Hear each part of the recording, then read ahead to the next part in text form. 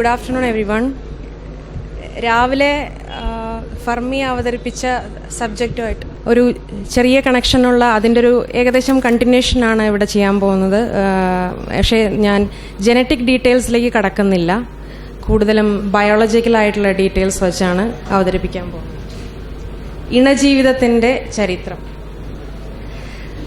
ദൈവം നമ്മളെല്ലാവരെയും ഇണകളായി സൃഷ്ടിച്ചു. ഇത് നമ്മൾ എപ്പോഴും കേൾക്കാറുള്ള ഒരു പ്രസ്താവനയാണ്.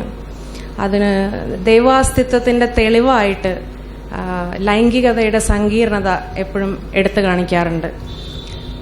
ഇവിടെ നമ്മൾ പരിശോധിക്കാൻ പോകുന്നത് ഈ ലൈംഗിക പ്രത്യുൽപാദനം എന്ന് പറയുന്നത് പരിണാമപരമായി ഉരുത്തിരിയാൻ പറ്റാത്ത വിധം സങ്കീർണമാണോ, അല്ലെങ്കിൽ എന്തുകൊണ്ട്, ആണെങ്കിൽ എന്തുകൊണ്ട്? ആ ഒരു കാര്യം വളരെ ബേസിക് ആയിട്ടുള്ള കോൺസെപ്റ്റ്സ് വെച്ചാണ് പരിശോധിക്കാൻ ഉദ്ദേശിക്കുന്നത്.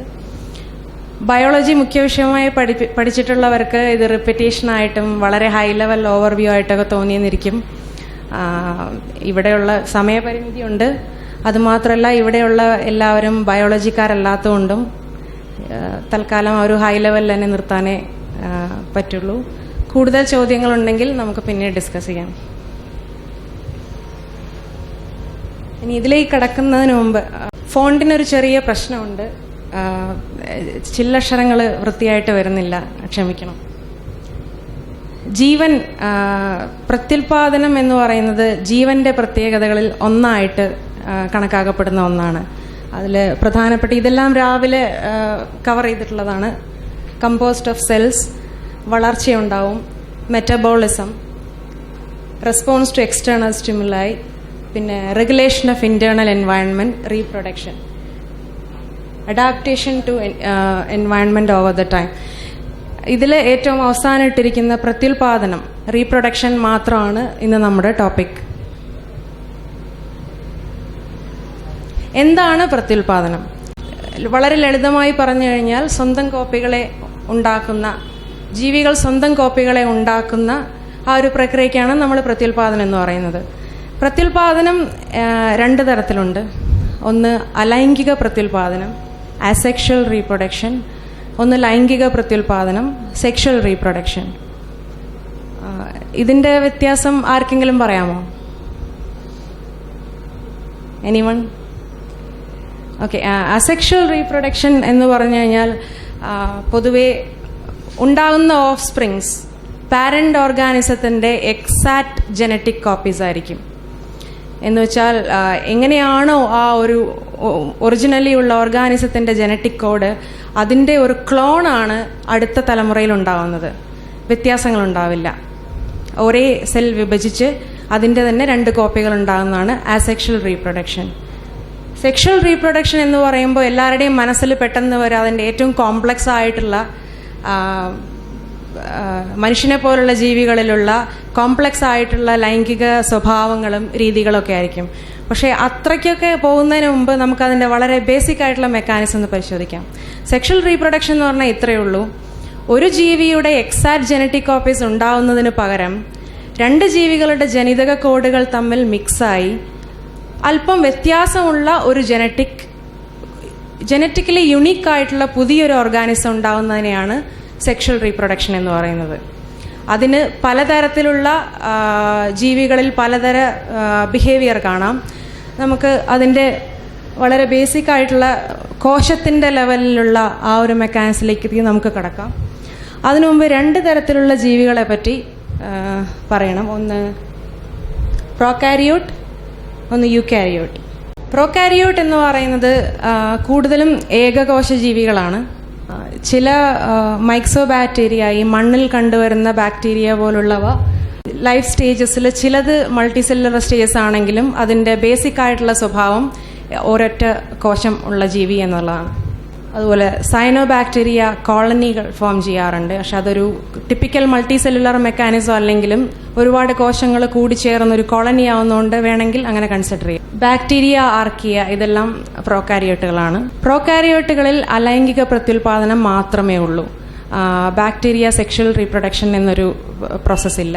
ഏകദേശം 3.5 ബില്യൺ വർഷങ്ങൾ മുമ്പ് വരെ പ്രോകാരിയോട്ടുകൾ ഉണ്ടായിരുന്നതായി തെളിവുകളുണ്ട്. ഇനി ഇത് ഒരു സിമ്പിളായിട്ടുള്ള പ്രോകാരിയോട്ട് കോശഘടനയാണ് ഈ കാണുന്നത്. ഇതിൻ്റെ ഏറ്റവും വലിയ പ്രത്യേകത, ഇതിന് പ്രത്യേകമായ ന്യൂക്ലിയസ് ഇല്ല. ആകെയുള്ളത് ഒരു സെൽ മെംബ്രെയിൻ, അതിനകത്ത് സൈറ്റോപ്ലാസം എന്ന് പറയുന്ന കോശദ്രവം, അതിനകത്ത് സർക്കുലറായ സിംഗിൾ സ്ട്രാൻഡഡ് ആയിട്ടുള്ള ഒരു സർക്കുലർ ഒരു DNA കോംപ്ലക്സ് പോലെ അതിനകത്താണ് ഈ ഭാഗത്തിന് ന്യൂക്ലിയോയിഡ് എന്ന് പറയും. ഇതിനകത്താണ് ഈ പ്രോകാരിയോട്ടിന്റെ ജനറ്റിക് മെറ്റീരിയൽ സ്റ്റോർ ചെയ്തിരിക്കുന്നത്. Most of the genetic material, അങ്ങനെ പറയാൻ കാരണം അടുത്തത് പറയാം. ഇതിന് പ്രത്യേക സ്ഥലമില്ല, പ്രത്യേക മെംബ്രെയിൻ ഒന്നുമില്ല. ഇതിനകത്ത് സൈറ്റോപ്ലാസത്തിനകത്ത് തന്നെയാണ് സ്ഥിതി ചെയ്യുന്നത്. പിന്നെ പ്രധാനപ്പെട്ട ഒരു ഭാഗമുള്ളത് ഈ പ്ലാസ്മിഡ് എന്ന് പറയുന്ന ഈ ചെറിയ ഭാഗം. പ്ലാസ്മിഡ് എന്ന് പറഞ്ഞാൽ അതിനകത്തുള്ളത് ജനറ്റിക് മെറ്റീരിയൽ തന്നെയാണ്. പ്രോകാരിയോട്ടിന്റെ ചില ജനിതക സ്വഭാവങ്ങൾ സ്റ്റോർ ചെയ്തിരിക്കുന്നത് ഈ ജനറ്റിക് പ്ലാസ്മിഡിലാണ്. പ്ലാസ്മിഡിന്റെ ഏറ്റവും വലിയ പ്രത്യേകത എന്താണെന്ന് വെച്ച് കഴിഞ്ഞാൽ, ഒരു ബാക്ടീരിയയിൽ നിന്ന് മറ്റൊരു ബാക്ടീരിയയിലേക്ക് ഈ പ്ലാസ്മിഡിനെ ട്രാൻസ്ഫർ ചെയ്യാൻ പറ്റും. അതിൻ്റെ ഒരു ഉദാഹരണം നമ്മളിനി കാണും. ആൻറ്റിബയോട്ടിക് റെസിസ്റ്റൻസ് പോലെയുള്ള പ്രത്യേകതകൾ ഒരു ബാക്ടീരിയയിൽ നിന്ന് മറ്റൊരു ബാക്ടീരിയയിലേക്ക് ട്രാൻസ്ഫർ ചെയ്യാൻ പറ്റും. പ്രോകാരിയോട്ട് കോശ വിഭജനം, ഇതിൻ്റെ പ്രോകാരിയോട്ടുകളുടെ റീപ്രൊഡക്ഷൻ നടക്കുന്നത്, അലൈംഗിക പ്രത്യുൽപാദനം നടക്കുന്നത് ബൈനറി ഫിഷൻ എന്ന് പറയുന്ന കോശ വിഭജനം വഴിയാണ്. ഇതിൽ കാണിച്ചിരിക്കുന്ന പോലെ ആദ്യം ഈ ന്യൂക്ലിയോയിഡ് എന്ന് പറയുന്ന ഭാഗം സ്പ്ലിറ്റായി രണ്ടായി കോശത്തിൻ്റെ രണ്ട് ഭാഗങ്ങളിലേക്ക് പോകുന്നു. എന്നിട്ട് കോശസ്തരം സ്പ്ലിറ്റ് ചെയ്യാൻ തുടങ്ങുന്നു. സൈറ്റോപ്ലാസം സ്പ്ലിറ്റ് ആവുന്നു. അങ്ങനെ ഒരേ ഘടനയുള്ള രണ്ട് കോശങ്ങളുണ്ടാവുന്നു. ഇത്രയേ ഉള്ളൂ അസെക്ഷൽ റീപ്രൊഡക്ഷൻ്റെ പ്രോകാരിയോട്ടുകളിലെ അസെക്ഷൽ റീപ്രൊഡക്ഷൻ. ഇനി അടുത്തത്, ഇത്രയും പറഞ്ഞു വന്നത് ഒരു പ്രോകാരിയോട്ടിൻ്റെ റീപ്രൊഡക്ഷൻ നടക്കുമ്പോൾ അതിൻ്റെ അതേ ജനിതക ഘടനയുള്ള രണ്ടെണ്ണം ഉണ്ടാവുന്നു എന്നാണ് ബൈനറി ഫിഷൻ വഴി. അവിടെ ജീൻ ട്രാൻസ്ഫർ നടക്കുന്നില്ല. എന്ന് വെച്ചാൽ സെക്ഷൽ റീപ്രൊഡക്ഷനിലെ പോലെ രണ്ട് ജീവികളുടെ ജീനുകൾ തമ്മിൽ മിസ്സാവുന്നില്ല. എന്നാൽ ഇത് പ്രോകാരിയോട്ടുകളിൽ സാധ്യമല്ലേ? സാധ്യമാണ്.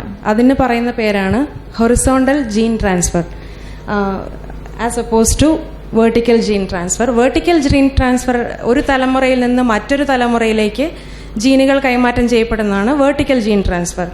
നേരെ മറിച്ച് ഒരേ തലമുറയിലെ തന്നെ വ്യത്യസ്ത ജീവികൾ തമ്മിൽ മറ്റ് രീതികളിൽ, എന്നുവെച്ചാൽ റീപ്രൊഡക്ഷൻ വഴി അല്ലാതെ മറ്റ് രീതികളിൽ ജനിതക കൈമാറ്റം നടത്തുന്നതിനെയാണ് ഹൊറിസോണ്ടൽ ജീൻ ട്രാൻസ്ഫർ എന്ന് പറയുക. അതിൻ്റെ ചില രീതികൾ നമുക്ക് നോക്കാം. ആദ്യത്തേത് ബാക്ടീരിയൽ കോൺജുഗേഷൻ.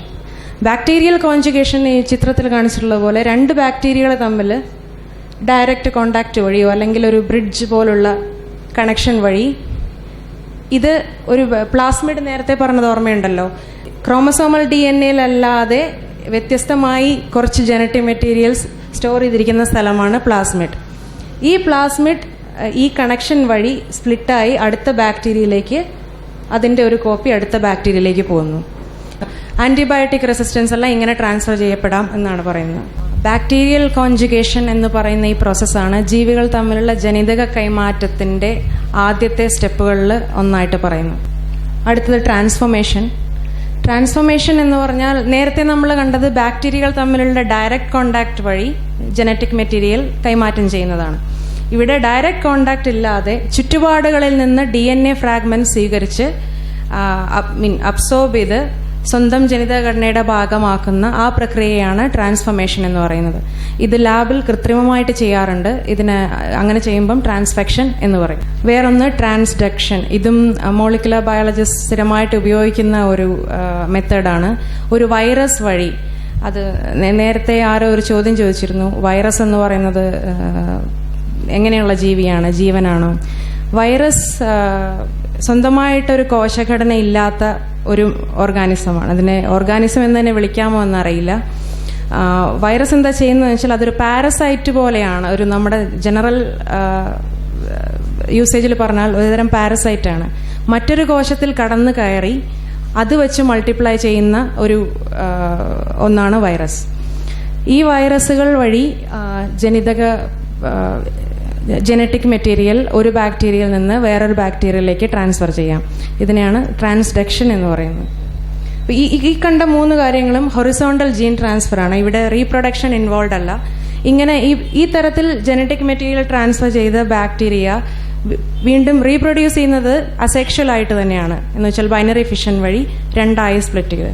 പക്ഷേ ഇത്തരത്തിൽ ജനറ്റിക് ട്രാൻസ്ഫർ നടന്നു കഴിയുമ്പോൾ ഒരു ജനറ്റിക് മിക്സ് ഉണ്ടാവുകയും അടുത്തുണ്ടാവുന്ന ജനറേഷന് ഈ പ്രത്യേകതകൾ അതേപോലെ കൈമാറ്റം ചെയ്യപ്പെടുകയും ചെയ്യും. പ്രോകാരിയോട്ട് എന്ന ജീവികളെ കുറിച്ച് നമ്മൾ പറഞ്ഞു. അടുത്തത് യൂകാരിയോട്ട് എന്ന് പറയുന്ന ജീവിവർഗമാണ്. ഇതിനകത്ത് ഏകകോശ ജീവികളും ബഹുകോശ ജീവികളും എല്ലാം ഉണ്ട്. നമ്മളെല്ലാം യൂകാരിയോട്സ് ആണ്.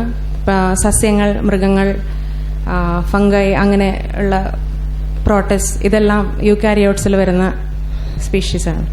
രണ്ടു തരം പ്രത്യുൽപാദന രീതികളും യൂകാരിയോട്സിൽ കണ്ടുവരുന്നുണ്ട്, അസെക്ഷൽ ആൻഡ് സെക്ഷൽ. ഏകദേശം ഫോസിൽ എവിഡൻസ് പറയുന്നത് 1.7 ബില്യൺ വർഷങ്ങൾക്ക് മുമ്പ് വരെ യൂകാരിയോട്സ് ഉണ്ടായിരുന്നതാണ്. എന്നാൽ ചില ജനിതക പഠനങ്ങൾ പ്രകാരം ഇതൊരു 3 ബില്യണോളം പുറകോട്ട് പോവാം. പക്ഷേ ഫോസിൽ എവിഡൻസ് ഇതുവരെ അവൈലബിൾ അല്ല.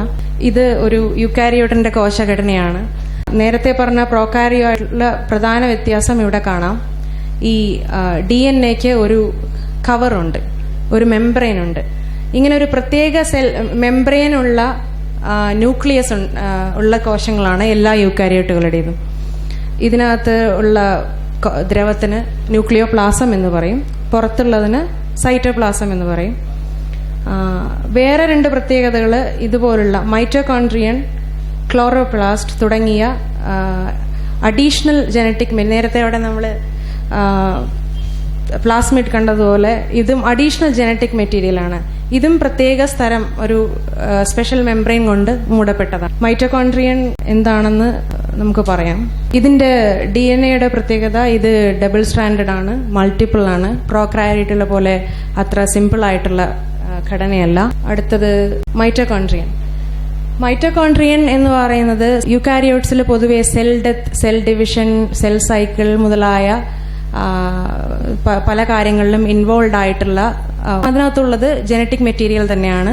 പക്ഷെ ന്യൂക്ലിയസിലുള്ള ക്രോമസോമൽ DNA-യിൽ നിന്ന് വ്യത്യസ്തമായി മൈറ്റോകോൺട്രിയനിൽ കണ്ടുവരുന്നത് പ്രോകാരിയോട്സിലുള്ള പോലെ സിംഗിൾ സർക്കുലർ DNA ആണ്. അതേപോലെ തന്നെ ക്ലോറോപ്ലാസ്റ്റ് എന്ന് പറയുന്ന സസ്യങ്ങളിൽ കണ്ടുവരുന്ന, നമ്മളിലൊന്നും ഇല്ല ഈ സാധനം, സസ്യങ്ങളിൽ കണ്ടുവരുന്നതാണ് ക്ലോറോപ്ലാസ്റ്റ്. അതിന്റെ പ്രധാന പർപ്പസ് ഫോട്ടോസിന്തസിസിൽ ഹെൽപ്പ് ചെയ്യുക എന്നുള്ളതാണ്. ഫാഗോസൈറ്റോസിസ് എന്ന് പറയുന്ന ഒരു ഫിനോമിനൺ നമുക്ക് പരിശോധിക്കാം. ഫാഗോസൈറ്റോസിസ് നമ്മുടെ കോമൺ ലൈഫിൽ വിഴുങ്ങുക എന്നുള്ളതിന് അനലോഗസ് ആണ്. എന്ന് വെച്ചാൽ ഒരു യൂകാരിയോട്ട് സെൽ പുറത്തുള്ള ചില പാർട്ടിക്കിൾസിനെ അത് അടുത്ത് വരുമ്പം, സോളിഡ് പാർട്ടിക്കിൾസ് അടുത്ത് വരുമ്പം അതിനെ അങ്ങനെ അകത്തേക്ക് സ്വീകരിക്കുന്ന, അല്ലെങ്കിൽ കോശത്തിനകത്തേക്ക് എടുക്കുന്ന ആ ഒരു പ്രത്യേക, ആ പിക്ചറിൽ ഇത് റെപ്രസെന്റ് ചെയ്തിട്ടുണ്ട്. ഈ സാധനം അടുത്ത് വരുന്നു, അതിനെ എൻക്ലോസ് ചെയ്യുന്നു, അതിനകത്ത് ഒരു പ്രത്യേക കവറിനകത്ത് ഇത് കോശത്തിന്റെ ഒരു ഭാഗം തന്നെയായിട്ട് മാറുന്നു. ഇത് യൂകാരിയോട്ട് സെല്ലുകളുടെ ഒരു പ്രത്യേകതയാണ്. ഇതിവിടെ പറയാൻ കാരണം, നേരത്തെ പറഞ്ഞ മൈറ്റോകോൺട്രിയൻ, ക്ലോറോപ്ലാസ്റ്റ് മുതലായ കോശത്തിലെ കോമ്പോണൻസിന് പ്രോകാരിയോട്സിന്റെ സെൽ ഘടനയുമായിട്ട് ഒരുപാട് സാമ്യങ്ങളുണ്ട്. പ്രധാനപ്പെട്ടത് അതിൽ DNA-യുടെ സ്ട്രക്ചർ. അത് കാരണം ഇങ്ങനെ ഫാഗോസൈറ്റോസിസ് വഴി ചില ബാക്ടീരിയകളെ അല്ലെങ്കിൽ പ്രോകാരിയോട്സിനെ വിഴുങ്ങിയതാവാം ഇങ്ങനെ യൂകാരിയോട്സിൽ മൈറ്റോകോൺട്രിയൻ, ക്ലോറോപ്ലാസ്റ്റ് മുതലുള്ള കമ്പോണൻസ് വരാൻ കാരണം എന്നൊരു തിയറിയുണ്ട്. ഇതിന് പറയുന്ന പേരാണ് എൻഡോസിംബയോട്ടിക് തിയറി. അടുത്തത് യൂകാരിയോട്സിലെ കോശവിഭജനം നടക്കുന്നത് രണ്ട് രീതിയിലാണ്. ഒന്ന് മൈറ്റോസിസ്, വേറൊന്നിന് മയോസിസ് എന്ന് പറയും. ഈ മയോസിസിലേക്ക് എത്തുമ്പോഴാണ് നമ്മൾ ശരിക്കും ആ ഒരു സെക്ഷൽ റീപ്രൊഡക്ഷന്റെ ബേസിക് സ്റ്റെപ്പിലേക്ക് എത്തുന്നത്. ഇതെല്ലാം പറയാതെ അവിടം വരെ എത്താൻ കഴിയില്ല, അതുകൊണ്ട് ക്ഷമിക്കുള്ളൂ. മൈറ്റോസിസ് എന്ന് പറയുന്നത് പ്രോകാരിയോട്സിലെ ബൈനറി ഫിഷന് ഈക്വലന്റ് ആണ്. എന്ന് വെച്ചാൽ ഒരു കോശം, ആകെയുള്ള വ്യത്യാസം എന്താന്ന് വെച്ച് കഴിഞ്ഞാൽ പ്രോകാരിയോട്സ് ന്യൂക്ലിയസ് ഇല്ലാത്ത ഏകകോശ ജീവികളും യൂകാരിയോട്സിൽ മൈറ്റോസിസ് നടക്കുന്നത് ന്യൂക്ലിയസ് ഉള്ള ഒരു വ്യത്യസ്ത കോശഘടനയിൽ ആണെന്നുള്ളത് മാത്രമാണ്. ഇത് മൈറ്റോസിസ് വഴി ഒരു യൂകാരിയോട്സിൽ രണ്ടായി വിഭജിക്കുന്നതിൻ്റെ ഒരു പിക്ചറാണ്. ആദ്യം DNA റെപ്ലിക്കേറ്റ് ചെയ്യുന്നു, അത് രണ്ടായി വിഭജിച്ച് രണ്ട് ഭാഗത്തേക്ക്, കോശത്തിന്റെ രണ്ട് ഭാഗത്തേക്ക് വലിച്ച് നീട്ടപ്പെടുന്നു, അത് അതേപടി രണ്ടായി വിഭജിക്കും. ഇനി യൂകാരിയോട്സിൽ അസെക്ഷൽ റീപ്രൊഡക്ഷൻ ഉണ്ടോ? ഉണ്ട്. നമ്മൾ ചുറ്റും കണ്ടുവരുന്ന ചില കാര്യങ്ങൾ തന്നെയാണ്. ആദ്യത്തേത് ബഡിങ് എന്ന് പറയുന്നത്. അതിന് ഉദാഹരണം ഹൈഡ്രയുടെ റീപ്രൊഡക്ഷൻ പൊതുവെ അതിൻ്റെ തന്നെ ശരീരത്തിൽ നിന്ന് ഒരു മുഴ പോലെ ഉണ്ടായി വരും. ആ മുഴ അത് മെച്യൂർഡ് ആവുമ്പം സെപ്പറേറ്റായി വേറൊരു ഹൈഡ്രയായി മാറുകയാണ് ചെയ്യുന്നത്. ഈ ഹൈഡ്ര തന്നെ സെക്ഷൽ റീപ്രൊഡക്ഷനും നടത്താറുണ്ട്. ചില ഹാർഷ് കണ്ടീഷൻസിൽ, സ്റ്റാർവിംഗ് കണ്ടീഷൻസിൽ ഹൈഡ്രയുടെ ഈ മുഴ പോലുള്ള ഭാഗങ്ങൾ ചിലത് ടെസ്റ്റസ് ആയിട്ടും മറ്റു ചില ഹൈഡ്രകളുടേത് ഓവറി ആയിട്ടും ഡെവലപ്പ് ചെയ്ത് അതിൽ നിന്ന് ഗേമീറ്റ്സ് പ്രൊഡ്യൂസ് ചെയ്ത് പരസ്പരം സെക്ഷൽ റീപ്രൊഡക്ഷൻ വഴി റീപ്രൊഡ്യൂസ് ചെയ്യാറുണ്ട്. അങ്ങനെ അസെക്ഷലായും സെക്ഷലായും റീപ്രൊഡ്യൂസ് ചെയ്യുന്ന ഒരു ജീവിയാണ് ഹൈഡ്ര. ഫ്രാഗ്മെന്റേഷൻ എന്ന് പറയുന്നത് ഒരു ഓർഗാനിസം ആക്സിഡന്റലായിട്ടോ അല്ലെങ്കിൽ മനഃപൂർവ്വമോ സ്പ്ലിറ്റായി അതിൽ ഓരോ ഭാഗവും ഓരോ ജീവിയായി മാറുന്നതാണ്. നമ്മൾ കണ്ടിട്ടുണ്ടാവും. മണ്ണിര പോലുള്ള ചില പ്ലാറ്റ്ഫോംസ് അങ്ങനെ ഫ്രാഗ്മെന്റേഷൻ വഴി റീപ്രൊഡ്യൂസ് ചെയ്യാറുണ്ട്. വെജിറ്റേറ്റീവ് പ്രൊപ്പഗേഷൻ അതും സ്ഥിരം ചെയ്യാറുണ്ട്. നമ്മൾ ചെടി വയ്ക്കുന്നത്, ചില മരത്തിൻ്റെ കൊമ്പ് വെട്ടി ചെടി വയ്ക്കുന്നത് നമ്മൾ സ്ഥിരം ചെയ്യുന്ന ഒരു കാര്യമാണല്ലോ. അതിന് പുതുതായി റൂട്ട്സ് വളർന്നു വരും. അതും ഒരു ഫോം ഓഫ് അസെക്ഷൽ റീപ്രൊഡക്ഷൻ ആണ്. ഇനി മൈറ്റോസിസ് എന്ന് പറഞ്ഞ ഈ പ്രോസസ്സ്, ബൈനറി ഫിഷൻ ഈക്വലന്റ് ആയിട്ടുള്ള, ഇതെന്തുകൊണ്ട് ഈ പ്രോസസ്സ് വഴി സെക്ഷൽ റീപ്രൊഡക്ഷൻ ബുദ്ധിമുട്ടാവുന്നു? എന്തുകൊണ്ട് രണ്ട് കോശങ്ങൾ തമ്മിൽ, മൈറ്റോസിസ് വഴി വിഭജിക്കുന്ന രണ്ട് കോശങ്ങൾ തമ്മിൽ യോജിച്ച് എന്തുകൊണ്ട് ഒരു പുതിയ ജനറ്റിക് യുണീക്ക് ഐഡന്റിറ്റിയുള്ള സ്പീഷീസ് ഉണ്ടായിക്കോട്ടെ? അതിന് പ്രധാന കാരണം ഇതാണ്. മനുഷ്യന് 23 പേർ ക്രോമസോമാണുള്ളത്. അപ്പം അതിൽ 46 എന്ന് പറയുന്നത് 46ൽ 23 ഒരു പാരന്റിൽ നിന്നും ബാക്കി 23 വേറൊരു പാരന്റിൽ നിന്നും വരുന്നതാണ്. അപ്പോൾ അങ്ങനെ ഈ രണ്ട് പാരന്റ്സ് തമ്മിലുള്ള റീപ്രൊഡക്ഷനിൽ 46+46 രണ്ട് ഭാഗത്തുനിന്നും എല്ലാ ജീനുകളും നമ്മൾ സ്വീകരിച്ചു കഴിഞ്ഞാൽ ഓഫ് സ്പ്രിങ്ങിന് ഉണ്ടാകാൻ പോകുന്നത് അതിനൊരു ഡബിൾ ക്രോമസോമുകളായിരിക്കും. അങ്ങനെ അതിൽ അടുത്ത ഓഫ് സ്പ്രിങ്ങിന് അത് വീണ്ടും ഡബിൾ ആവും. അങ്ങനെ അതൊരു അൺസ്റ്റേബിൾ ആയിട്ടുള്ള ഒരു ക്രോമസോം നമ്പറിലേക്ക് പോകുന്നത് കാരണമാണ് ഈ സാധാരണ രീതിയിലുള്ള കോശവിഭജനം വഴി സെക്ഷൽ റീപ്രൊഡക്ഷൻ നിലനിൽക്കാത്തത്. ഇനി അതിനൊരു സൊല്യൂഷൻ എങ്ങനെയാണുള്ളത്? Haploid and diploid cells. ഇത് ബയോളജി ക്ലാസ്സിൽ ആർക്കെങ്കിലും ഓർമ്മയുണ്ടോയെന്നറിയില്ല. സാധാരണ സെല്ലുകൾ ഡൈപ്ലോയിഡ് സെല്ലുകളാണ്. ഡൈപ്ലോയിഡ് എന്ന് പറഞ്ഞാൽ വേറെ ഒന്നുമല്ല, 2 പെയർ ഓഫ് ക്രോമസോംസ്, അല്ല ഒരു സെറ്റ് ക്രോമസോം ഉണ്ടാകുന്നു. ഇപ്പോൾ മനുഷ്യൻ്റെ കാര്യത്തിലാണെങ്കിൽ 23 പെയർ ആണുള്ളത്. നേരത്തെ പറഞ്ഞ പോലെ 23 എണ്ണം മാതാവിൽ നിന്നും 23 എണ്ണം പിതാവിൽ നിന്നും ലഭിക്കുന്നതാണ്. ഇങ്ങനെ പെയറായിട്ട് നിലനിൽക്കുന്ന ക്രോമസോമുകൾ ഉള്ള സെല്ലുകളെയാണ് ഡൈപ്ലോയിഡ് എന്ന് പറയുന്നത്. ഹാപ്ലോയിഡ് സെൽ എന്ന് പറഞ്ഞു കഴിഞ്ഞാൽ ഇതിൻ്റെ പകുതി മാത്രം ക്രോമസോമുകൾ ഉള്ള സെല്ലുകളെയാണ് ഹാപ്ലോയിഡ് എന്ന് പറയുന്നത്. പകുതി എന്ന് പറയുമ്പോൾ ഈ 23 കറക്റ്റായിട്ടുള്ള ഹാഫ് ഡിവിഷനാണോ? അങ്ങനെ ആയിക്കൊള്ളണമെന്നില്ല. ഇപ്പം എൻ്റെ ശരീരത്തിലെ സെല്ലിൽ 23 ക്രോമസോം എൻ്റെ അച്ഛൻ്റെ നിന്നും 23 എൻ്റെ അമ്മയുടെ നിന്നുമാണ്. ഇപ്പോൾ എൻ്റെ ശരീരത്തിൽ നിന്നൊരു ഹാപ്ലോയിഡ് സെല്ല് പ്രൊഡ്യൂസ് ചെയ്യുമ്പം ഇതിലേതെങ്കിലും ഒരു 23 അല്ല എടുക്കുന്നത്. പകരം ഇവിടുന്ന് കുറച്ച് എടുത്ത് പലതരത്തിലുള്ള കോമ്പിനേഷൻ, ഈ 23കളുടെ പലതരത്തിലുള്ള കോമ്പിനേഷൻ വെച്ച് 23 മാത്രം ക്രോമസോമുകളുള്ള പലതരം ഹാപ്ലോയിഡ് പ്രൊഡ്യൂസ് ചെയ്യുന്നു. ഈ ഹാപ്ലോയിഡ് സെല്ലുകളാണ് എഗ്സ് ആൻഡ് സ്പേംസ് ആയി നമ്മുടെ ശരീരത്തിൽ നിന്ന് പ്രൊഡ്യൂസ് ചെയ്യപ്പെടുന്നത്. അങ്ങനെയുള്ള കോമ്പിനേഷൻ, അതുകൊണ്ടാണ് ഓഫ് സ്പ്രിങ്സിന് പാരൻസിൻ്റെ മുഴുവനായിട്ടുള്ള പ്രത്യേകതകളും കിട്ടാറില്ല. ഒരു കോമ്പിനേഷൻ ആയിട്ടുള്ള, ചിലപ്പോൾ ഗ്രാൻഡ് പാരൻ്റ് എന്ന് കിട്ടുന്ന, ഒരു ഗ്രാൻഡ് പാരൻ്റ് എന്ന് ഒരുപാട് പ്രത്യേകതകൾ കിട്ടിക്കാണും, വേറൊരു ഗ്രാൻഡ് പാരൻ്റ് എന്ന് ചിലപ്പോൾ കുറച്ചേ കിട്ടുള്ളൂ. അതിൻ്റെ കാരണം ഈ ഹാപ്ലോയിഡ് സെല്ലുകളിൽ നടക്കുന്ന ഈ മിക്സിംഗ് ആണ്. മയോസിസ് എന്ന് പറയുന്നത് ഈ ഹാപ്ലോയിഡ് സെല്ലുകൾ പ്രൊഡ്യൂസ് ചെയ്യുന്ന ആ ഒരു കോശവിഭജന പ്രക്രിയയാണ് മയോസിസ് എന്ന് പറയുന്നത്. ഇത് യൂക്കാരിയോട്സിൽ മാത്രമേ ഉള്ളൂ. ആദ്യം സംഭവിക്കുന്നത് ഈ പിക്ചറിൽ കാണുന്ന പോലെ ഇന്റർഫേസ് എന്ന് പറയുന്ന ഫേസിൽ ഇതിൽ ജനറ്റിക് മെറ്റീരിയൽ ഡബിൾ ആവുന്നു. അവിടുന്ന് ഇതിനെ ഹോമലോഗസ് ക്രോമസോംസ് എന്ന് പറയും. ഹോമലോഗസ് എന്ന് വെച്ചാൽ നേരത്തെ പറഞ്ഞ പോലെ 23 പെയർസ് ഓഫ് ക്രോമസോംസ്. അത് മയോസിസ് 1 എന്ന പ്രക്രിയയിൽ 2ആയിട്ട് വിഭജിക്കുന്നു ആദ്യം. അത് വീണ്ടും ഹാഫായി 4ആയിട്ട്, ചുരുക്കി പറഞ്ഞാൽ ഒരു ഡൈപ്ലോയിഡ് സെല്ലിൽ നിന്ന് 4 ഹാപ്ലോയിഡ് സെല്ലുകൾ ഉണ്ടാവും മയോസിസ് എന്ന പ്രക്രിയ കഴിഞ്ഞാൽ. ഇതിൽ റെഡായിട്ട് കാണിച്ചിരിക്കുന്നത് ഇതിൽ 2 ഉള്ളൂ. നമ്മൾ 23 ഒന്നും ഇവിടെ എടുത്ത് കാണിക്കുന്നില്ല.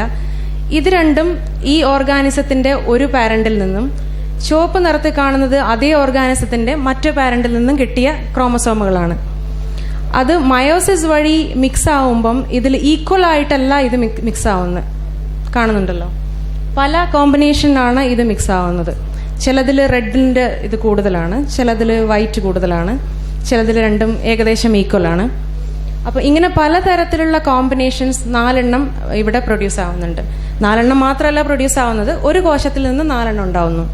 ഗാമീറ്റ്സ്, ഈ ഹാപ്ലോയിഡ് സെൽസ് ഞാൻ പറഞ്ഞല്ലോ, എഗ്സ് ആൻഡ് സ്പേംസ്, സ്ത്രീ ശരീരത്തിൽ നിന്ന് ഓവറീസിൽ നിന്ന് പ്രൊഡ്യൂസ് ചെയ്യപ്പെടുന്ന എഗ് ഒരു ഹാപ്ലോയിഡ് സെല്ലാണ്, ഒരു സെല്ലല്ല, ഹാപ്ലോയിഡ് സെല്ലുകളാണ്. അതുപോലെ ടെസ്റ്റിക്കിൾസിൽ നിന്നും പ്രൊഡ്യൂസ് ചെയ്യപ്പെടുന്ന സ്പേമും വേറെ തരത്തിലുള്ള ഹാപ്ലോയിഡ് സെല്ലുകളാണ്. ഈ സെല്ലുകൾക്ക് സാധാരണ സെല്ലുകളിൽ നിന്നുള്ള വ്യത്യാസം ഇതിൽ ഹാഫ് ദ നമ്പർ ഓഫ് ക്രോമസോംസേ ഉള്ളൂ എന്നുള്ളതാണ്. ഈ അടുത്ത ഓഫ് സ്പ്രിങ്ങിനെ ഈ എഗ് ആൻഡ് സ്പേം കമ്പൈൻ ചെയ്യുമ്പം ഈ half the number of chromosomes ഉള്ളത് കാരണം അത് രണ്ടും കമ്പൈൻ ചെയ്യുമ്പം 23++23 we get the normal number of chromosomes again 46 ആവുന്നു. സൈഗോട്ട് എന്ന് പറയുന്നത് ഈ ഗാമേറ്റ്സ് ജോയിൻ ചെയ്യുമ്പം ഉണ്ടാവുന്ന ആ ഒരു ഇനീഷ്യൽ സെല്ലിനെയാണ് സൈഗോട്ട് എന്ന് പറയുന്നത്. ഇത് സിംഗിൾ സെൽ ഓർഗാനിസത്തിൽ അത് തന്നെ ഡെവലപ്പായി പുതിയ ഓഫ് സ്പ്രിങ് ആവും. നമ്മളെപ്പോലുള്ള കോംപ്ലക്സ് മൾട്ടി സെല്ലുലർ ഓർഗാനിസത്തിൽ അതിൽ എംബ്രോയുടെ ഏർലിയർ സ്റ്റേജ് ആയിട്ടാണ് അത് വരുന്നത്. ഇത് വീണ്ടും അതിൻ്റെ ഒരു ഡീറ്റെയിൽഡ് മൈറ്റോസിസിൻ്റെയും മയോസിസിൻ്റെ ഒരു കമ്പാരിസൺ ആണ്. മൈറ്റോസിസിൽ വളരെ സിമ്പിളായിട്ടുള്ള പ്രോസസ്സാണ്. ഒരു സെല്ല് ആദ്യം ന്യൂക്ലിയസ് വിഭജിക്കുന്നു, പിന്നെ കോശസ്തരവും എല്ലാം വിഭജിച്ച് 2 ആകുന്നു. മയോസിസിൽ നേരെ തിരിച്ച് ആദ്യം ഉള്ള ക്രോമസോംസ് തമ്മിലൊരു ക്രോസിംഗ് ഓവർ നടക്കുന്നു, പിന്നെ അത് അലൈൻ ചെയ്ത് ആദ്യം 2 സ്പ്ലിറ്റ് ആവുന്നു, വീണ്ടും 2 സ്പ്ലിറ്റായി ഹാഫ് നമ്പർ ഓഫ് ക്രോമസോംസ് ഉള്ള 4 ഹാപ്ലോയിഡ് സെല്ലുകൾ ഉണ്ടാവുന്നു. Next question, why is sex so common? Eukaryote ഓർഗാനിസംസിൽ ഒരു വലിയ ശതമാനം സെക്ഷലി റീപ്രൊഡ്യൂസ് ചെയ്യുന്നവയാണ്.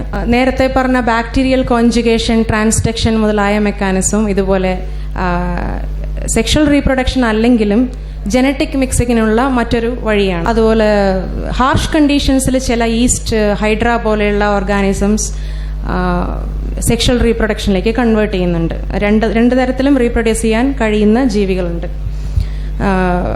ബേർഡ്സ്, മാമൽസ്, നമ്മളെപ്പോലുള്ള മനുഷ്യർ ഇതെല്ലാം സെക്ഷൽ റീപ്രൊഡക്ഷൻ മാത്രമല്ല വളരെ കോംപ്ലക്സ് ആയിട്ടുള്ള മേറ്റിംഗ് ബിഹേവിയർ കൂടെ ഡെവലപ്പ് ചെയ്തിട്ടുണ്ട്. ഇതൊക്കെ എന്തുകൊണ്ടാണ്? ഇനി പരിണാമപരമായി പരിശോധിക്കുമ്പം പ്രത്യുൽപാദന പ്രക്രിയ ഏറ്റവും എളുപ്പം അല്ലെങ്കിൽ ഏറ്റവും സക്സസ്ഫുള്ളായി നടക്കുക സെക്ഷൽ റീപ്രൊഡക്ഷനിലാണോ അസെക്ഷൽ റീപ്രൊഡക്ഷനിലാണോ എന്നത് വലിയൊരു ക്വസ്റ്റ്യനാണ്. കാരണം വളരെ സിമ്പിളായിട്ട് നോക്കുമ്പം സെക്ഷൽ റീപ്രൊഡക്ഷൻ എന്നൊരു സംഭവം ഇവോൾവ് ചെയ്യേണ്ട ആവശ്യമില്ല. കാരണം എപ്പോഴും ഒരേ സമയത്ത് ഈ മയോസിസ്, സിൻഗാമി എന്ന് പറഞ്ഞാൽ 2 ഗാമീറ്റ്സ് തമ്മിൽ ജോയിൻ ചെയ്ത് സൈഗോട്ട് ഉണ്ടാവുന്ന പ്രക്രിയയ്ക്കാണ് സിൻഗാമി എന്ന് പറയുന്നത്. ഇത് വളരെ ടൈം കൺസ്യൂമിംഗ് ആയിട്ടുള്ളൊരു സംഭവമാണ്. ഇപ്പം അതേ സമയം കൊണ്ട് ഒരു അസെക്ഷൽ സ്പീഷീസിന് മൾട്ടിപ്പിൾ ടൈംസ് അതിൻ്റെ കോപ്പീസ് ഉണ്ടാക്കാൻ പറ്റും. ഇതിടെ ഒരു ഓഫ് സ്പ്രിങ് ഉണ്ടാവുന്ന സമയം കൊണ്ട് അതേ ഇതിലുള്ള ഒരു അസെക്ഷൽ സ്പീഷീസിന് ഒരുപാട് ഓഫ് സ്പ്രിങ്സിനെ വീണ്ടും എന്ന് വെച്ചാൽ അത് ഇതായിട്ടാണല്ലോ പോകുന്നത്. 1 വിഭജിച്ച് 2 ആകുന്നു, 2 4 ആകുന്നു, 4 8 ആകുന്നു. അങ്ങനെ വളരെ സ്പീഡിൽ റീപ്രൊഡ്യൂസ് ചെയ്യാൻ പറ്റും. അത്ര പെട്ടെന്ന് ഔട്ട് നമ്പർ ചെയ്യാവുന്ന ഒരു മെക്കാനിസമാണ് സെക്ഷൽ റീപ്രൊഡക്ഷൻ എന്ന് പറയുന്നത്. പിന്നെ ഒന്ന് ജീനോം ഡയല്യൂഷൻ. ഒരു പാരന്റിന്റെ ഹാഫ് ജീൻസ് മാത്രമേ ഓഫ് സ്പ്രിങ്ങിലേക്ക് ട്രാൻസ്ഫർ ചെയ്യുന്നുള്ളൂ. അതുപോലെ മേറ്റിംഗ് പ്രോബ്ലംസ് എന്ന് വെച്ചാൽ ഈ ജനറ്റിക് മിക്സിംഗ് വഴി ആവശ്യമില്ലാത്ത ഡിസീസസ് അല്ലെങ്കിൽ നെഗറ്റീവായി ബാധിക്കാവുന്ന മ്യൂട്ടേഷൻസ് ഇതെല്ലാം ട്രാൻസ്ഫർ ചെയ്ത് തന്നിരിക്കും. ഇതെല്ലാം സെക്ഷൽ റീപ്രൊഡക്ഷൻ്റെ കോസ്റ്റ് ആണ്. ഇനി നമുക്ക് ബെനിഫിറ്റ്സ് നോക്കാം. എന്തുകൊണ്ടാണ് സെക്ഷൽ റീപ്രൊഡക്ഷൻ സർവൈവ് ചെയ്തതെന്നുള്ളതിന് പല ഹൈപ്പോത്തിസിസ് ഉണ്ട്. പ്രധാനമായിട്ടുള്ളത് ചിലത് ജനിതകമായ കാര്യങ്ങളാണ് എടുത്തു കാണിക്കുന്നത്, ചിലത് കുറച്ചുകൂടെ എൻവയൺമെൻ്റൽ ആയിട്ടുള്ള റീസൺസ് ആണ്. അതിൽ ആദ്യത്തേത് DNA റിപ്പയർ ഹൈപ്പോത്തിസിസ് എന്ന് പറയും. DNA റിപ്പയർ ഹൈപ്പോത്തിസിസ് പറയുന്നത് എന്താണെന്ന് വെച്ച് കഴിഞ്ഞാൽ അസെക്ഷൽ റീപ്രൊഡക്ഷനിൽ ഒരു DNA, ഒരു ഡാമേജ്ഡ് ആയിട്ടുള്ള ഒരു DNA ഉള്ള ഒരു ഓർഗാനിസം റീപ്രൊഡ്യൂസ് ചെയ്യുമ്പം അതേ ഡാമേജ് അടുത്ത തലമുറയിലേക്കും പാസ് ചെയ്യുന്നുണ്ട്. പക്ഷേ ജനിതകമായ മിക്സിങ് നടക്കുമ്പോൾ അല്ലെങ്കിൽ സെക്ഷൽ റീപ്രൊഡക്ഷൻ ഉള്ള ഒരു ഓർഗാനിസം ആണെങ്കിൽ അതിന് ആ രണ്ടുപേരുടെയും ക്രോമസോമുകൾ തമ്മിലുള്ള മിക്സ് നടക്കുമ്പോൾ DNA റിപ്പയറിനുള്ള ഒരു ഓപ്ഷൻ കിട്ടുന്നുണ്ട്. പക്ഷേ ഈ DNA റിപ്പയർ ഹൈപ്പോസിസിന് അത്രയധികം ഒന്നും സ്വീകാര്യതയില്ല. കാരണം ഇത് തന്നെയാണെന്ന് വെച്ചാൽ ലാർജ് പോപ്പുലേഷൻസിൽ മാത്രമേ അതത്ര എഫക്റ്റീവ് ആയിരിക്കുള്ളൂ. ചെറിയ പോപ്പുലേഷനിൽ ടൈം കൺസ്യൂമിങ് പ്രോസസ്സ് ആയതുകൊണ്ട് അസെക്ഷൽ റീപ്രൊഡക്ഷനാണ് അഡ്വാൻറ്റേജസ് ആയിരിക്കുക. വേറൊരു ഹൈപ്പോത്തിസിസ് ഉള്ളത് മ്യൂട്ടേഷൻസ് എന്നുവെച്ചാൽ ഒരു ഉദാഹരണം പറയാം. ഒരു കൂടുതൽ അഡാപ്റ്റേഷന് സഹായിക്കുന്ന ഒരു മ്യൂട്ടേഷൻ ഒരു ഓർഗാനിസത്തിൽ ഉണ്ടായെന്ന് വെക്കുക. ഒരെണ്ണം അസെക്ഷലായിട്ട് റീപ്രൊഡ്യൂസ് ചെയ്യുന്നു, ഒരെണ്ണം സെക്ഷലായിട്ട് റീപ്രൊഡ്യൂസ് ചെയ്യുന്നു എന്ന് വെക്കുക. അസെക്ഷലായിട്ട് റീപ്രൊഡ്യൂസ് ചെയ്യുന്ന ആ ഒരു ഓർഗാനിസത്തിൽ ഈ സാഹചര്യങ്ങളോട് പൊരുത്തപ്പെടാൻ സഹായിക്കുന്ന അഡ്വാൻറ്റേജസ് ആയിട്ടുള്ള മ്യൂട്ടേഷൻസ് കുറേ എണ്ണം, ഒരു 4-5 മ്യൂട്ടേഷൻ സംഭവിക്കണമെങ്കിൽ അത് ഓരോ ജനറേഷനായിട്ട് ഓരോന്നായിട്ട് സംഭവിക്കേണ്ടി വരും. അതായത് സീക്വൻസ് ആയിട്ട് അത്രയും തലമുറ കഴിയുമ്പോഴേ ഈ 5 മ്യൂട്ടേഷൻ ഒന്നിനു പുറകെ ഒന്ന് സംഭവിച്ചാൽ പോലും സ്റ്റെപ്പായിട്ടേ അത് സാധിക്കുള്ളൂ. നേരെ മറിച്ച് സെക്ഷലി റീപ്രൊഡ്യൂസ് ചെയ്യുന്ന ഒരു ഓർഗാനിസത്തിൽ രണ്ട് ജീവികൾക്ക് 2 തരം മ്യൂട്ടേഷൻസ് ഉണ്ടെങ്കിൽ അത് രണ്ടും ഒരുമിച്ച് അടുത്ത തലമുറയിലേക്ക് ട്രാൻസ്ഫർ ചെയ്യാനുള്ള സാധ്യത കൂടുതലാണ്. അപ്പം അവിടെ നമ്മൾ ഒരു സ്റ്റെപ്പ് അല്ല, പക്ഷേ മൾട്ടിപ്പിൾ സ്റ്റെപ്സ് സേവ് ചെയ്യാണ്. അതുകൊണ്ട് അഡ്വാൻറ്റേജസ് ആയിട്ടുള്ള മ്യൂട്ടേഷൻസ് അതുപോലെ ഒരുമിച്ച് പാസ് ചെയ്യാനും ഡിസഡ്വാൻറ്റേജസ് ആയിട്ടുള്ള മ്യൂട്ടേഷൻസ് ഒരുമിച്ച് ഡിസ്കാർഡ് ചെയ്യാനും ഉള്ള ഒരു ഓപ്പർച്യൂണിറ്റി ഉള്ളത് ഇതിൻ്റെ എവല്യൂഷന് പരിണാമപരമായ അനുകൂലനം കൊടുത്തു എന്നൊരു ഇതുണ്ട്. പക്ഷേ ഇതിന് രണ്ടിനേക്കാളും ഏറ്റവും കൂടുതൽ ആക്സെപ്റ്റഡ് ആയിട്ടുള്ള തിയറി അല്ലെങ്കിൽ ഹൈപ്പോത്തിസിസ് റെഡ് ക്വീൻ ഹൈപ്പോത്തിസിസ് എന്നറിയപ്പെടുന്ന ഒന്നാണ്. കോ എവല്യൂഷണറി ആംസ് റേസ് എന്നും പറയും. ഇത് നിങ്ങൾ കേട്ടിട്ടുണ്ടോയെന്ന് അറിയില്ല. ത്രൂ ദ ലുക്കിംഗ് ഗ്ലാസ് എന്ന് പറയുന്ന ബുക്ക് വായിച്ചിട്ടുണ്ടോ ആരെങ്കിലും? ആലീസ് ഇൻ വണ്ടർലാൻഡിൻ്റെ സെക്കൻഡ് പാർട്ടാണ്. അതിൽ ആലീസിൻ്റെ അടുത്ത് ഒരു ചെസ് ബോർഡിൽ ആലീസിനോട് നടക്കാൻ പറയുന്നതാണ് അതിൻ്റെ ബേസ് ആയിട്ടുള്ള സ്റ്റോറി. അതിൽ ഓരോ ചെസ് ബോർഡിലും ഓരോ പുതിയ ചലഞ്ചസ് വരുന്നതും മൊത്തം മാജിക് ആണല്ലോ.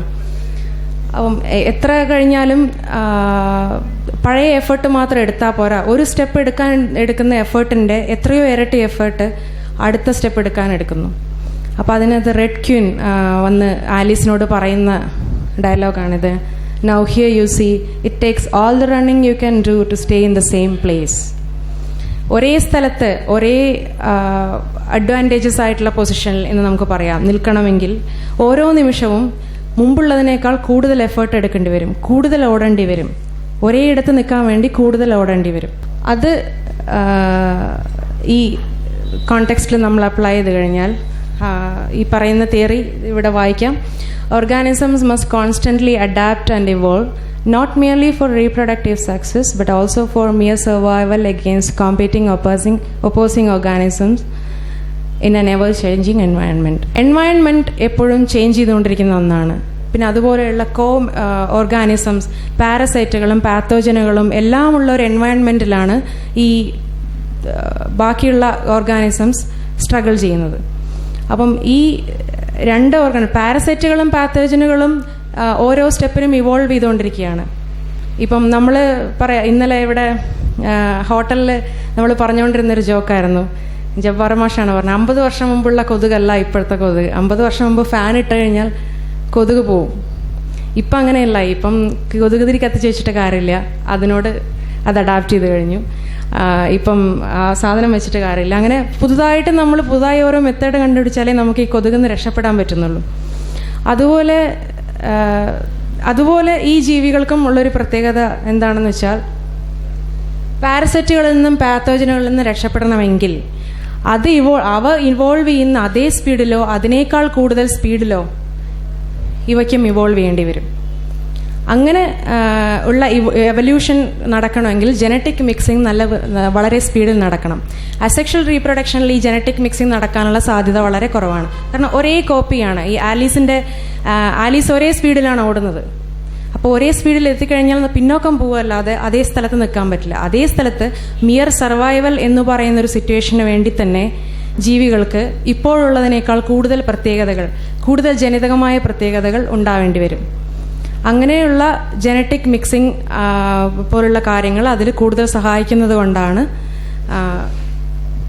സെക്ഷൽ റീപ്രൊഡക്ഷൻ സർവൈവ് ചെയ്തത് എന്ന തിയറിയാണ് റെഡ്ക്യൂൻ ഹൈപ്പോത്തസിസ്. മെയിൽനെസ് ആൻഡ് ഫീമെയിൽനെസ്, നമ്മളിതുവരെ പറഞ്ഞുകൊണ്ടിരുന്നത് മയോസിസ് വഴി സ്പ്ലിറ്റ് ചെയ്ത് രണ്ടാവുന്ന ഹാപ്ലോയിഡ് സെല്ലുകൾ ഉണ്ടാവുന്ന ഗാമേറ്റ്സ് ഉണ്ടാവുന്നത്, ആ ഗാമേറ്റ്സ് തമ്മിൽ വ്യത്യസ്ത ജീവികളുടെ ഗാമേറ്റ്സ് തമ്മിൽ യോജിച്ച് ഒരു പൂർണ്ണമായ സൈഗോട്ട് ഉണ്ടായി അതിൽ നിന്ന് ഒരു പുതിയ ജീവി ഡെവലപ്പ് ചെയ്ത് വരുന്നു. ഇവിടെ നമ്മൾ മെയിൽ ഫീമെയിൽ അങ്ങനെ ഒന്ന് ഡിസ്കസ് ചെയ്തില്ല അല്ലേ? അവിടെ മെയിൽ ഫീമെയിൽ ഡിഫറൻസ് വരുന്നില്ല. കാരണം ഗാമേറ്റ്സ് എന്ന് പറയുന്നത് ജസ്റ്റ് ഹാപ്ലോയിഡ് സെൽ, അതിൽ കൂടുതൽ അതിനൊന്നുമില്ല. അവിടം വരെ നമ്മൾ എങ്ങനെ എത്തിയെന്ന് നോക്കാം. ഇത് ചില റീപ്രൊഡക്ഷൻ പ്രത്യേകതകളാണ് ചില ജീവികളിലുള്ളത്. യൂണിസെക്ഷൽ റീപ്രൊഡക്ഷൻ എന്ന് പറയുന്നതിന് വെർജിൻ ബർത്ത് എന്നും പറയും. അൺഫെർട്ടിലൈസ്ഡ് ആയിട്ടുള്ള ഒരു എഗ്ഗിൽ നിന്ന്, അതായത് ഗാമീറ്റ് മയോസിസ് നടക്കുന്നുണ്ട്, ഹാപ്ലോയിഡ് സെൽ ഗാമീറ്റ്സ് ഉണ്ടാവുന്നുണ്ട്, പക്ഷേ എഗ്ഗ് ഫെർട്ടിലൈസ്ഡ് ആവുന്നില്ല. ആ അൺഫെർട്ടിലൈസ്ഡ് ആയിട്ടുള്ള എഗ്ഗ് തന്നെ ഡെവലപ്പായി പുതിയൊരു ഓഫ്സ്പ്രിങ് ഉണ്ടാവുന്നു. ഇത് ഒരു ഉദാഹരണം ആഫിഡ് എന്ന് പറയുന്ന പ്ലാന്റ്ലൈസ്, ഒരു ആഫിഡ് എന്ന് പറഞ്ഞ് സെർച്ച് ചെയ്ത് കഴിഞ്ഞാൽ അതിൻ്റെ ഒരു പിക്ചർ കിട്ടും. ഒരു പച്ച നിറത്തിലുള്ള ഒരു പ്രാണിയാണത്. ഈ തരത്തിലാണ് അത് റീപ്രൊഡ്യൂസ് ചെയ്യുന്നത്. വേറൊന്ന് ഗൈനോജനസിസ് അല്ലെങ്കിൽ സ്യൂഡോഗാമി, ആ പേരിൽ നിന്ന് തന്നെ അറിയാം സ്യൂഡോഗാമിയാണത്. എന്ന് വെച്ചാൽ പെട്ടെന്ന് കണ്ടു കഴിഞ്ഞാൽ അത് സെക്ഷൽ, നമ്മൾ അതിൻ്റെ പ്രത്യേകതയിൽ പഠിച്ചു കഴിഞ്ഞാൽ മാത്രമേ അത് സെക്ഷൽ റീപ്രൊഡക്ഷൻ അല്ല എന്ന് നമുക്ക് മനസ്സിലാവൂ. കാരണം ഈ എഗ് സെല്ല് ഡെവലപ്പ് ചെയ്യണമെങ്കിൽ ഒരു മെയിൽ സ്പേം അല്ലെങ്കിൽ പോളൻ്റെ ആവശ്യമുണ്ട്. പക്ഷേ ആ സ്പേം ജനറ്റിക്കായിട്ട് യാതൊരു കോൺട്രിബ്യൂഷനും ചെയ്യുന്നില്ല. എന്ന് വെച്ചാൽ ഓഫ് സ്പ്രിങ് അപ്പോഴും genetically identical to the parent ആയിരിക്കും. പക്ഷെ ആ പ്രോസസ് ട്രിഗർ ചെയ്യാൻ മാത്രം ഒരു മെയിൽ സ്പീഷീസിന്റെ ആവശ്യമുണ്ട്. വേറൊന്ന് ഹെർമഫ്രോഡൈറ്റ് എന്ന് പറയുന്ന 2 തരത്തിലുള്ള സെക്ഷൽ ഓർഗൻസ് ഉള്ള ചില സ്പീഷീസാണിത്. ചില ഒച്ചുകൾ, സ്ലഗ്സ്, അതുപോലെ ചില ജെല്ലി ഫിഷിൻ്റെ ഒരു പ്രത്യേകതയാണ് അതിന് ജെൻഡർ മാറ്റാൻ പറ്റും. എന്നുവെച്ചാൽ മെയിലായിട്ടും റീപ്രൊഡ്യൂസ് ചെയ്യും, പിന്നെ വേണമെങ്കിൽ ലൈഫ് ടൈമിൽ സെക്സ് ചേഞ്ച് ചെയ്ത് ഫീമെയിലായിട്ടും റീപ്രൊഡ്യൂസ് ചെയ്യും. ഇങ്ങനെ ആൾട്ടർ ചെയ്യാവുന്ന സെക്ഷുവാലിറ്റിയാണ് ജെല്ലി ഫിഷിൻ്റെ.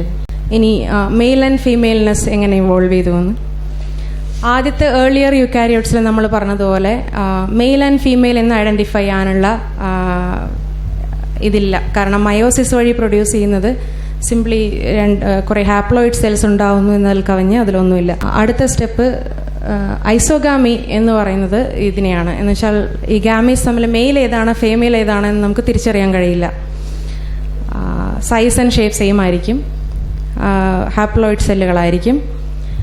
അതിൻ്റെ അടുത്ത സ്റ്റെപ്പിൽ മേറ്റിംഗ് ടൈപ്സ് ഇവോൾവ് ചെയ്തത് പിന്നെയാണ്. മേറ്റിംഗ് ടൈപ്സ് എന്ന് പറഞ്ഞാൽ ചില തരം മേറ്റിംഗ് ടൈപ്പുകൾ തമ്മിൽ ജനറ്റിക് റീകോമ്പിനേഷൻ, ആ ഒരു റീപ്രൊഡക്ഷൻ സാധ്യമല്ല. അങ്ങനെയുള്ള ചിലത് പരിണാമപരമായിട്ട് തള്ളിക്കളയാൻ കാരണം കൂടുതലും ഒരേ തരത്തിലുള്ള സെൽഫിംഗ് എന്ന് പറയുന്ന മെക്കാനിസത്തിലുള്ള ബുദ്ധിമുട്ടുകളായിരിക്കണം. കാരണം ഒരേ ജനറ്റിക് കോമ്പിനേഷനുള്ള 2 കമ്പയർ ചെയ്ത് കഴിയുമ്പം കമ്പൈൻ ചെയ്ത് കഴിയുമ്പം ജനിതകമായ ചില ബുദ്ധിമുട്ടുകൾ ഉണ്ടാകുന്നതുകൊണ്ട് അത് തള്ളിക്കളയപ്പെട്ടതായിരിക്കണം. അങ്ങനെ ചില മേറ്റിംഗ് ടൈപ്സ് ഇവോൾവ് ചെയ്തു. ആദ്യം ഐസോഗാമി, പിന്നെ mating types plus minus A or alpha എന്നൊക്കെ പറയുന്ന മേറ്റിംഗ് ടൈപ്സ് ആണ്. എന്നുവെച്ചാൽ ഇവ തമ്മിൽ എ ആൻഡ് എ റീപ്രൊഡക്ഷൻ സാധ്യമല്ല. അടുത്തത് അൺഐസോഗാമിയാണ് ഏറ്റവും ലേറ്റസ്റ്റ് ആയിട്ട് നമ്മൾ കാണുന്നത്. Differently sized and shaped gametes ആണ്, എന്ന് വെച്ചാൽ എഗ് ആൻഡ് സ്പേം. ഇതിൻ്റെ അഡ്വാൻറ്റേജ്, എവല്യൂഷണറി അഡ്വാൻറ്റേജ് എന്താണെന്ന് വെച്ച് കഴിഞ്ഞാൽ കൂടുതൽ വലിയ എഗ്ഗിൻ്റെ സൈസ് എപ്പോഴും കൂടുതലാണ്. കൂടുതൽ വലിയ എഗ്സ് ഓഫ് സ്പ്രിങ് സർവൈവൽ, അവിടെ എനർജി സ്റ്റോർ ചെയ്യുന്നതും ഓഫ് സ്പ്രിങ് സർവൈവൽ എല്ലാം നടക്കുന്ന ഒരു ഫീമെയിൽ ബോഡിയിലായതുകൊണ്ട് വലിയ എഗ് എന്ന് പറയുന്നത് അഡ്വാൻറ്റേജസ് ആയി. അതുപോലെ smaller sperms could swim faster, കൂടുതൽ വേഗത്തിൽ സ്വിം ചെയ്ത് പോകാൻ ചെറിയ സ്പേമിനാണ് കൂടുതൽ സാധിക്കുക. ഇങ്ങനെയാണ് ഈ സ്റ്റെപ്സ് നമുക്കൊന്നുകൂടെ നോക്കാം. ആദ്യം അസെക്ഷൽ റീപ്രൊഡക്ഷൻ, പിന്നെ ബാക്ടീരിയൽ റീകോമ്പിനേഷൻ, അത് കഴിഞ്ഞ് മയോസിസ്. മയോസിസിൽ തന്നെ ആദ്യം ഐസോഗാമി, അത് കഴിഞ്ഞ് മേറ്റിംഗ് ടൈപ്സ് ഇവോൾവ് ചെയ്തു. മേറ്റിംഗ് ടൈപ്സ് കഴിഞ്ഞ് അൺഐസോഗാമി, പ്രത്യേക സൈസും ഷേപ്പുള്ള ഗാമീറ്റ്സ്. ഇനി പ്രകൃതിയിലെ ചില മേറ്റിംഗ് ബിഹേവിയറിനെ പറ്റി. പ്രകൃതിയിലെ കണ്ടുവരുന്ന എല്ലാ മേറ്റിംഗ് ബിഹേവിയറും മനുഷ്യൻ്റെയും മറ്റ് പ്രൈമേറ്റ്സിലെയും പോലെ അത്ര സങ്കീർണമല്ല. ചിലത് വളരെ റോബോട്ടിക് ആയിട്ടുള്ള മേറ്റിംഗ് ബിഹേവിയറാണ്. അതിനൊരു ഉദാഹരണം പറയാം. അക്രോഫിനാക്സ് എന്ന് പറയുന്ന ഒരു പ്രാണിയുണ്ട്. അതൊരു തരം മൈറ്റ് എന്ന് പറയുന്നത്. മൈറ്റ് എന്ന് പറഞ്ഞാൽ എന്താ? മുട്ടയാണോ? അതിൻ്റെ ലൈഫ് സൈക്കിൾ എങ്ങനെയാണെന്ന് വെച്ച് കഴിഞ്ഞാൽ ഇതിൻ്റെ മുട്ടകൾ അമ്മ പ്രാണിയുടെ വയറിനകത്ത് തന്നെയാണ്. മുട്ടകളിൽ കൂടുതലും ഇപ്പോൾ കണ്ടുവരുന്നത് ഒരു മെയിൽ ഓഫ് സ്പ്രിങ്ങും ബാക്കിയെല്ലാം ഫീമെയിൽ ഓഫ് സ്പ്രിങ്സും ആയിരിക്കും. ഈ മെയിൽ ഓഫ് സ്പ്രിങ് ഈ അമ്മയുടെ വയറിനകത്ത് വെച്ച് തന്നെ ഈ ഫീമെയിൽ ഓഫ് സ്പ്രിങ്സിനെ ഇംപ്രഗ്നേറ്റ് ചെയ്യുന്നു. എന്നിട്ട് അതിൻ്റെ ലൈഫ് സൈക്കിൾ അവിടെ കഴിഞ്ഞു. പിന്നെ അതിന് ജീവിക്കേണ്ട ആവശ്യമില്ല. കാരണം ആ ഒരു ലൈഫിൻ്റെ ഉദ്ദേശം തന്നെ റീപ്രൊഡക്ഷൻ എന്നുള്ളതാണ്. അത് കഴിഞ്ഞ് ഈ പെൺകുട്ടികൾ പുറത്ത് വന്ന് അമ്മയെ തിന്നുകൊണ്ടാണ് പെൺകുട്ടികൾ പുറത്തു വരുന്നത്. അത് അടുത്ത സ്പീഷീസ് ആവുന്നു. പുറത്തു വരുന്നത് തന്നെ ഗർഭിണിയായിക്കൊണ്ടാണ്. വീണ്ടും ഇതേ പ്രോസസ്സ് റിപ്പീറ്റ് ചെയ്യും. അത് ഒരു മെയിൽ ഓഫ് സ്പ്രിങ്, കുറേ ഫീമെയിൽ ഓഫ് സ്പ്രിങ്. അത് മെയിൽ ഓഫ് സ്പ്രിങ് ഇതിൽ ഗർഭത്തിൽ വെച്ച് തന്നെ അതിൻ്റെ ജീവിതത്തിൻ്റെ പർപ്പസ് കഴിയും. അടുത്തത് പെൺകുട്ടികൾ പുറത്തു വരും. ഇതിങ്ങനെ സൈക്ലിക്കായിട്ട് റോബോട്ടിക്കായിട്ട് റിപ്പീറ്റ് ചെയ്തുകൊണ്ടിരിക്കുന്ന റീപ്രൊഡക്ഷനാണ് ഈ പ്രാണിക്കുള്ളത്. വേറൊരെണ്ണം, ഇത് റിച്ചാർഡ് ഡോക്കിൻസിൻ്റെ ക്ലൈംബിംഗ് ദി മൗണ്ട് ഇംപ്രോബബിൾ എന്നൊരു പുസ്തകമുണ്ട്. അത് വായിച്ചിട്ടുള്ളവർക്ക് ഈ എക്സാമ്പിൾ അറിയാം. അതിൻ്റെ last chapter the garden enclosed എന്ന് പറയുന്ന ചാപ്റ്ററിലുള്ളൊരു എക്സാമ്പിളാണിത്. അത്തിമരങ്ങൾക്ക്, ഫിഗ് ട്രീസിന് അതിൻ്റേതായ ഒരു പോളിനേറ്റർ, എല്ലാ അത്തിമരത്തിനും അതിൻ്റേതായ ആ സ്പീഷീസിൽപ്പെട്ട അത്തിമരത്തിന് ഒരു പ്രത്യേക സ്പീഷീസിൽപ്പെട്ട ഒരു പോളിനേറ്റർ ഉണ്ടായിരിക്കും. പോളിനേറ്റർ എന്ന് വെച്ച് കഴിഞ്ഞാൽ വണ്ട്. ഈ പ്രാണി പോളൻ ട്രാൻസ്ഫർ ചെയ്ത് മറ്റു മരത്തിലെത്തിക്കുന്ന പ്രാണി. ഈ പഴം എന്ന് പറയുന്നത് ഒരുപാട് പൂവുകളുടെ ഒരു ഗാർഡൻ എൻക്ലോസ്ഡ് എന്ന് ഡോക്കിൻസ് അതിനെ വിളിക്കാൻ തന്നെ കാരണം ഒരുപാട് ചെറിയ ചെറിയ പൂവുകളുടെ ഒരു ഫ്ലവർ ബെഡ് പോലെയാണ് ഈ പഴത്തിൻ്റെ അകം. അതെല്ലാം ഓരോന്നും ഓരോ പൂവാണ്. അതിനകത്ത് മെയിൽ ഫ്ലവേഴ്സും ഫീമെയിൽ ഫ്ലവേഴ്സും കാണും. ഇതിനകത്ത് തന്നെയാണ് ഈ പ്രാണിയുടെ മുട്ടയിടുന്നത്. ഈ അത്തിപ്പഴത്തിൻ്റെ അകത്ത് തന്നെയാണ് പ്രാണി മുട്ടയിടുന്നത്. ലൈഫ് സൈക്കിൾ തുടങ്ങുന്നത് എങ്ങനെയാണെന്ന് വെച്ച് കഴിഞ്ഞാൽ ആദ്യം കുഞ്ഞുങ്ങളുടെ മുട്ടകളാണ് ആദ്യം വിരിയുന്നത്. ആ മുട്ടകൾ തുറന്ന് മെയിൽ പുറത്തു വരുന്നു. പുറത്തു വന്ന് ബാക്കിയുള്ള മുട്ടകൾ തിരഞ്ഞ് ഫീമെയിൽ സ്പീഷീസിൽപ്പെട്ട എഗ് കണ്ടുപിടിച്ച് അത് തുറന്നകത്ത് കയറി mates with the still unborn virgin എന്നാണ് പറയുന്നത്. എന്ന് വെച്ചാൽ മുട്ടയ്ക്കകത്ത് തന്നെയുള്ള ഇതുവരെ ജനിച്ചിട്ടില്ലാത്ത ആ ഒരു ഫീമെയിൽ സ്പീഷീസിനെ കണ്ടുപിടിച്ച് മേറ്റിംഗ് കഴിഞ്ഞ് ആൺപ്രാണി പുറത്തു വരുന്നു. ഇനി അതോടെ പുള്ളിക്കാരൻ്റെ പരിപാടി കഴിഞ്ഞു. ഇനിയൊന്നുമില്ല, ജീവിതത്തിന് പ്രത്യേകിച്ച് ഉദ്ദേശമൊന്നുമില്ല. ആ പെൺപ്രാണിയുടെ ജീവിതം അവിടെ തുടങ്ങുന്നേ ഉള്ളൂ. ഈ മേറ്റിംഗ് കഴിഞ്ഞ ഉടനെ അത് പുറത്തു വരും. പുറത്തു വന്ന് മുകളിലേക്ക് അത്തിപ്പഴത്തിനൊരു ചെറിയ ഓട്ടയുണ്ടാവും. ആ ഓട്ടയിൽ കൂടെ പുറത്തു വരും. പുറത്തു വരുമ്പം അവിടെയുള്ള ആ ഗേറ്റിൻ്റെ ഭാഗത്തായിട്ടാണ് ഈ മെയിൽ ഫ്ലവേഴ്സ് ഉണ്ടാവുക. ഈ മെയിൽ ഫ്ലവേഴ്സിൽ നിന്ന് പോളൻ ശേഖരിച്ച് അതിന് പ്രത്യേകമായിട്ട് ഡിസൈൻ ചെയ്ത പോക്കറ്റുകളുണ്ട്, പോളൻ പോക്കറ്റുകളുണ്ട് ഈ പ്രാണിക്ക്. അത് ശേഖരിച്ച് ഓട്ടയിലൂടെ അത് പുറത്തേക്ക് വരും. പുറത്തേക്ക് വന്ന അടുത്ത സ്റ്റെപ്പ് അപ്രോപ്രിയേറ്റ് ആയിട്ടുള്ള മറ്റൊരു ഫിഗ് ട്രീ, മറ്റൊരു അത്തിമരം കണ്ടുപിടിക്കുക എന്നുള്ളതാണ്. കാരണം സൂട്ടബിൾ ആയിരിക്കണം. ഈ പ്രാണിക്കും റീപ്രൊഡ്യൂസ് ചെയ്യാൻ പറ്റണം, അത്തിമരത്തിനും റീപ്രൊഡ്യൂസ് ചെയ്യാൻ പറ്റണം. ഇതൊരു പരസ്പര സഹായ മെക്കാനിസമാണ്. അടുത്ത അപ്രോപ്രിയേറ്റ് ആയിട്ടുള്ളൊരു ഫിഗ് ട്രീ കണ്ടുപിടിച്ചു കഴിഞ്ഞാൽ അതിനകത്ത് ഇതുപോലെയുള്ള ആ ഒരു ദ്വാരത്തിൽ കൂടെ പെൺപ്രാണി അകത്ത് കടക്കുന്നു. അതിന് താഴെ പോയി അവിടെയുള്ള ഫീമെയിൽ ഫ്ലവേഴ്സിനെ കണ്ടുപിടിച്ച് അതിൽ ചിലതിൽ മാത്രം, എല്ലാത്തിലും ഇടില്ല, ചിലതിൽ മാത്രം ഈ പ്രാണി മുട്ടയിടും. എല്ലാത്തിലും മുട്ടയിടത്തെന്ന് വെച്ച് കഴിഞ്ഞാൽ എല്ലാത്തിലും മുട്ടയിട്ട് കഴിഞ്ഞാൽ ഈ മുട്ടയുടെ ഈ പൂവിൻ്റെ ഇത് തിന്നിട്ടാണ് ഈ പ്രാണി വളരുന്നത്. എല്ലാത്തിലും മുട്ടയിട്ട് കഴിഞ്ഞാൽ ആ പഴം നശിച്ചു പോവും. പിന്നെ ആ മരത്തിന് റീപ്രൊഡ്യൂസ് ചെയ്യാൻ പറ്റില്ല. കാരണം മരം റീപ്രൊഡ്യൂസ് ചെയ്തില്ലെങ്കിൽ ഈ പ്രാണിക്കും സർവൈവ് ചെയ്യാൻ പറ്റില്ല.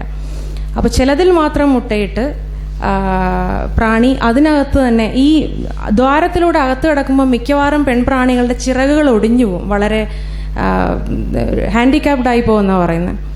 ചിറകുകൾ, പക്ഷേ ഷീ ഡസൻ കെയർ. കാരണം ഇനി ആ ചിറകുകൾ ആവശ്യമില്ല. ആ പഴത്തിനകത്തുനിന്ന് പുറത്ത് കടക്കാൻ പോകുന്നില്ല. അവിടെ ആകെ ജീവിതം അവസാനിക്കുന്നത് മുട്ടയിട്ട് അവിടെ തന്നെ കിടന്ന് മരിക്കുക എന്നുള്ളതാണ്. അങ്ങനെ അവിടെ ഇട്ട മുട്ടകളിൽ നിന്ന് ഈ പ്രോസസ്സ് വീണ്ടും സൈക്കിൾ റിപ്പീറ്റ് ചെയ്യും. അവിടെ നിന്ന് ആൺപ്രാണികൾ ആദ്യം പുറത്തു വരും. ഇത് അവിടുന്ന് വീണ്ടും അത്തിമരം തേടി പെൺപ്രാണികൾ പുറപ്പെടും.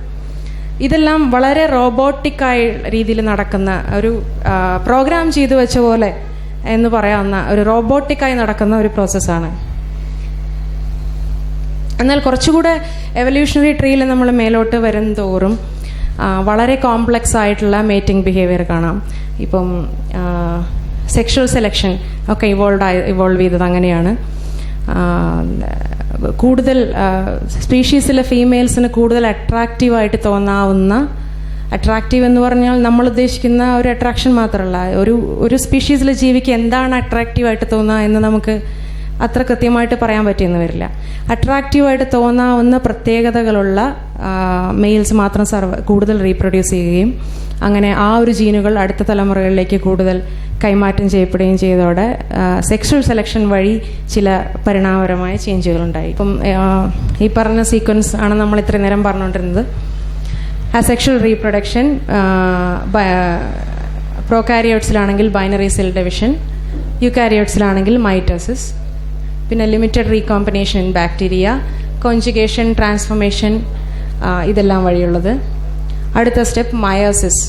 അവിടെയാണ് രണ്ട് സെല്ലുകൾ തമ്മിലുള്ള ജനിതക കൈമാറ്റം, റീപ്രൊഡക്ഷന് വേണ്ടിയുള്ള ജനിതക കൈമാറ്റം നടക്കുന്നത്. പിന്നെ ഐസോഗാമി. അടുത്തത് മേറ്റിംഗ് ടൈപ്സ് ഇവോൾവ് ചെയ്യുന്നു. അടുത്തത് അനൈസോഗാമി വന്നപ്പോഴാണ് ജെൻഡർ ഇവോൾവ് ചെയ്യുന്നത്. ഈ സ്റ്റെപ്പിൽ മാത്രമാണ് നമുക്ക് സെപ്പറേറ്റ് ആയിട്ടുള്ള മെയിൽ ആൻഡ് ഫീമെയിൽ സെക്സസ് ഉണ്ടാകുന്നത്. അത് കഴിഞ്ഞ് sexual selection and complex mating behaviour. ഇത്രയേ ഉള്ളൂ. നമുക്കൊരു വീഡിയോ കാണാം. ഇപ്പോൾ പറഞ്ഞ കാര്യങ്ങൾ തന്നെയാണ്, അത് കുറച്ച് ഇൻട്രസ്റ്റിംഗ് ആയിട്ട് വീഡിയോയിൽ ഇട്ടിട്ടുണ്ട്.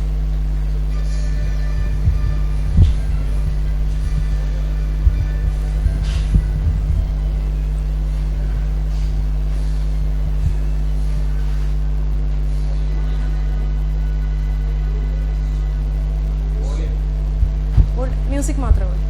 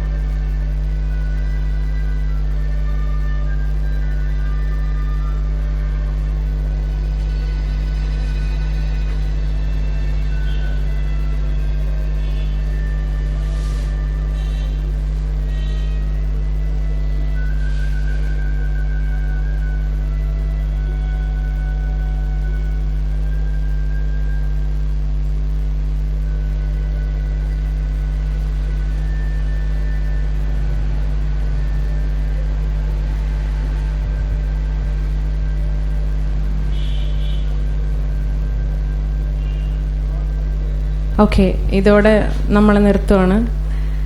എന്തെങ്കിലും ചോദ്യങ്ങളുണ്ടെങ്കിൽ, മനസ്സിലാവാത്തുണ്ടെങ്കിൽ ഇപ്പോൾ ചോദിക്കണം. ക്ലോണിംഗ് വഴി ഉണ്ടാകുന്ന ജീവിക്ക് ജനറ്റിക് മിക്സിങ്ങിന് സാധ്യതയില്ലാത്തതിനാൽ ജനിതക പ്രതിരോധ ശേഷിയും കുറവായിരിക്കുകയില്ലേ?